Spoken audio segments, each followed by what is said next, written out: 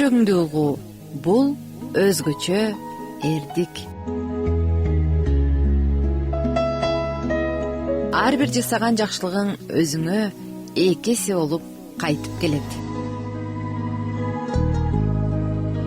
Билимди сен ойлогон ийгиликти жараткан инсандан үйрөн. Апа деген сени күнү түнү ойлогон жалгыз адам. Бакыт бул дайым эле каалаганыңды ишке ашыруу эмес. Ишке ашырып жаткан нерсени каалап туруу бактыңдын өзөгү болот.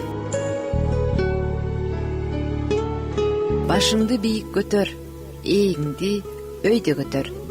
Эң негизгиси жылмайып жүр. Анткени жашоо сонун нерсе жана жылмайганга көп нерсе бар. Адам өзүнө жасаган эң чоң жамандык бул алгачкы тоскоолдуктарда максатынан баш тартуусу. Чынчылдык сага көп досторду тартуулабашы мүмкүн, бирок ар дайым чыныгы досторго жолуктурат. Тил бир улуттун күзгүсү.